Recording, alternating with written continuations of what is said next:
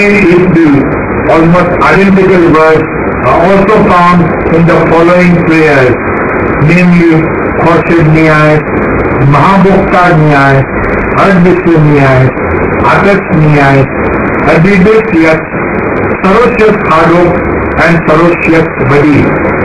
Duaram Sitayasne prayer, the translations of the Khodiyavasta prayers are by late Professor T.R. Chetna. He says, homage to the all-knowing tolerator, who sent through Zarathustra Pitama the teachings of religion for the people of the world, so that they may have friendship, inculcate faith and inner wisdom and knowledge gained from hearing. For the information and guidance of all men who are, who were and who will be hereafter, for the beautiful perception of our religion has been one which promotes friendship, knowledge and wisdom for all mankind. The Dimno Karmo prayer, the translations of the Khodiyavasta prayer are by late Professor T.R. Chetna again. The prayer speaks of the good, righteous and complete religion which God has sent for the world. The Dua Tandarusti prayer says, the translations of the Khodiyavasta prayers again by Professor T.R. Chetna says, may the religion of Zarathustra be a source of glory unto all mortals. We pride ourselves on the fact that Zoroastrians are famed for their honesty. One cannot help but wonder how an honest Zoroastrian can truthfully and sincerely say his prayers daily or weekly or perhaps just on good occasions, and yet insist that the religion prohibits the admission of non-Zoroastrians. Ms. Meena McIntyre further quotes the official written opinion number 466 issued in May 1983 by the Council of Mobeds of Tehran in Iran in reply to a letter received by them from an Iranian Mobed, Behram Shahzadi of the United States, alluding a soul regarding the acceptance of people into Zoroastrianism as follows. The Council discussed the contents of your letter at an official meeting. You have in your detailed letter asked the opinion of the Council regarding the acceptance of people into Zoroastrianism. Let us glimpse through Zoroastrian scriptures and find an answer to it. The Council opinion starts by quoting from the Gathas and concludes, the above stanzas show that Zarathustra does not advocate force to spread the religion, but has kept it open for all. He has never reserved it for the Aryans or for a particular caste of people.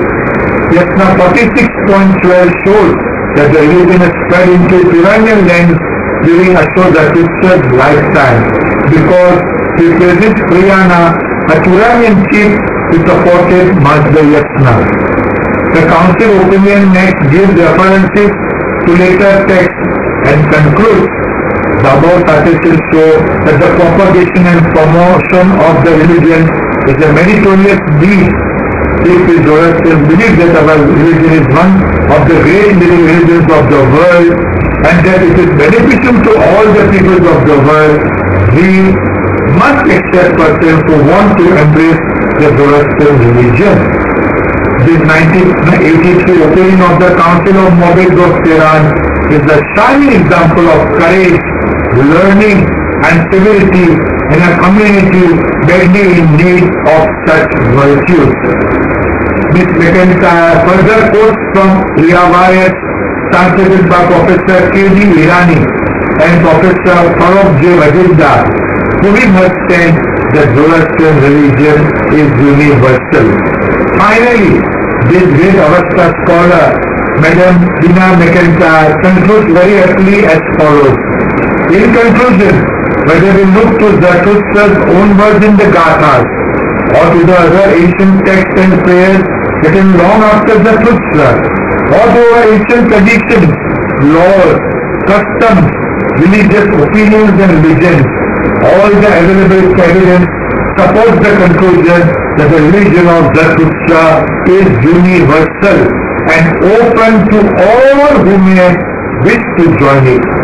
The proponents of exclusion have either ignored all of this evidence or they are not aware of it.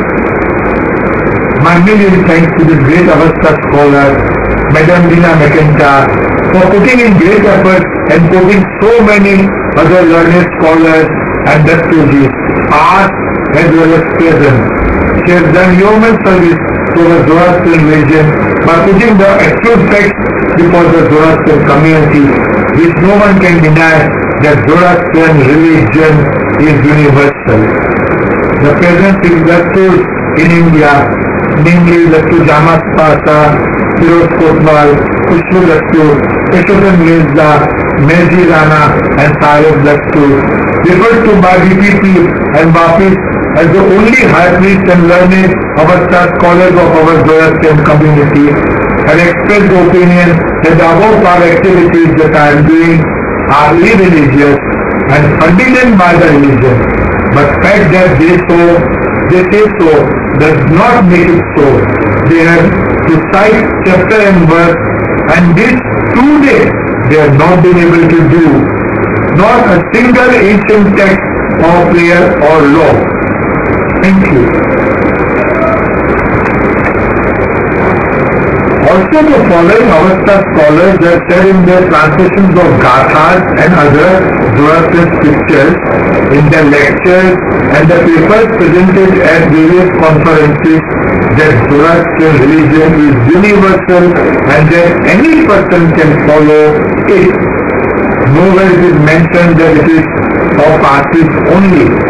You can refer the lectures, papers, published and the books they have written.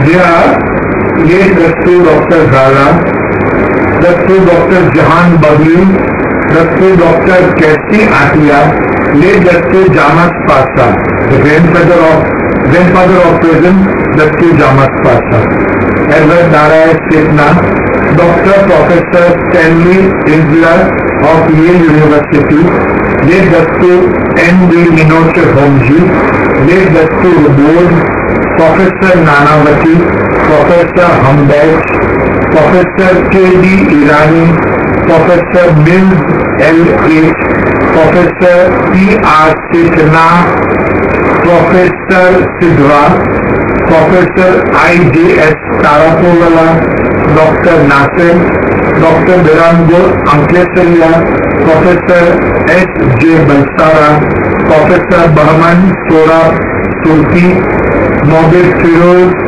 Azur Ghatab, Dr. Homi Dala, and many more. The list is endless. You can contact me if you want more names and references. Bapis and BPP also alleges that I am doing these so-called religious activities for hefty monetary gains. This is not true. I just charge about ₹10,000 for 4 days ceremonies of the dead, including the Ghesarna, 2 Khannas, 2 or 3 Sarosh Kadas, Dhamiyazar, Afagan, Farokh, etc. in South Mumbai. This amount includes the entire cost of Chandragud, Roban, fruits, Malido, transport charges, praying fees of Mobid, etc., including Ashodas. I am sure no Agyari does this in this amount. Normally they charge over ₹15,000. Even for a Navjot or a wedding, I do not charge more. I tell them to give any amount that they wish and have accepted even small amounts of ₹500 to ₹1,000 as a total amount per wedding or Navjot. In a number of cases, I am performing free of cost the full Navjot and wedding of poor Zoroastrians. You may contact my clients and they will testify the same. And the charges leveled against me in Bapis state that I am doing this for huge monetary gains is totally false and mysterious. Now, how is this an irreligious practice of praying for the dead for the first 4 days? Once the soul comes out of the body, and if I pray for the soul, what is so religious about it? Whether the body is Lokmanasini or cremated or buried, etc. The sixth present Dastur, supported by BPP and Vapis, who object for the first 4 days ceremonies in fire temples and Dungarwadis for those not Lokmanasini, allow the religious ceremonies from the 5th day in fire temples. Means that the soul whose body is not Lokmanasini is punished for first 4 days and pardoned from 5th day. Most of the fire temples do this. No logic. Also, where there are no dakmas like in Delhi, Madras, Kanpur, etc., the first 4 days ceremonies are even performed in any Agyari or even at Dungarwadi in Bombay for those who are cremated or buried. Where is this written? Why these double standards? If dogmas are absolutely essential, then why not build the same in Delhi, Madras, Kanpur, etc., where there are so many parties residing? As regards Navjot of non-Parsi father and Parsi mother's children, and just Ashirvad, that is blessings of, and not the full Parsi wedding of a couple with one Parsi spouse, that I am doing to justify my work.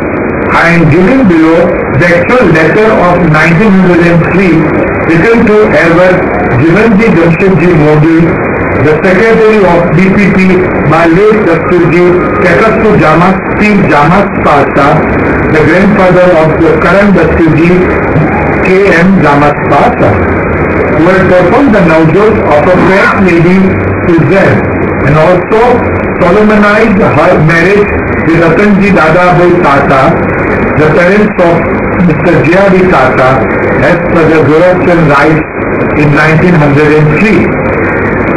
I am going to read out the letter, a copy of which is available with us. Let us say Bombay, 5th Gata, 1272 years of Delhi, 14th September 1903. Dear Shams Ulema Erwet Jivanji Jamshedji Modi, Secretary of the BPP, dear sir, you have requested me to give my opinion on whether or not to allow non-Zoroastrians to convert to Zoroastrianism. In reply, I have to state that there is no bar in our religion to accept non-Zoroastrian converts. Every Zoroastrian reciting his obligatory daily prayers, such as Kaushal and Mayas, prays that our Madhyasni religion may spread to all the Hafta Keshwar Zamin, that is the 7 regions of the world. The Taunans of days gone by did not just sit around wishing this side of religion to come true, but travel to distant lands to spread the Zoroastrian religion. Refer to Yasna 42.6. Such Taunans met with opposition from many people. See Yasna 9.24. We have referred to only 2 passages from the innumerable in the Zoroastrian scripture, confirming that the conversion of Judeans to Zoroastrianism is permitted. The second edition of Elder Timurus Dimshahji Agyasariya's Treatise of the Conversion of Judeans into Madhyasni religion has just been published, in which this able Elder Sahib has quoted examples of Avesta, Pahlavi and Persian text, and we totally agree with quotations and examples.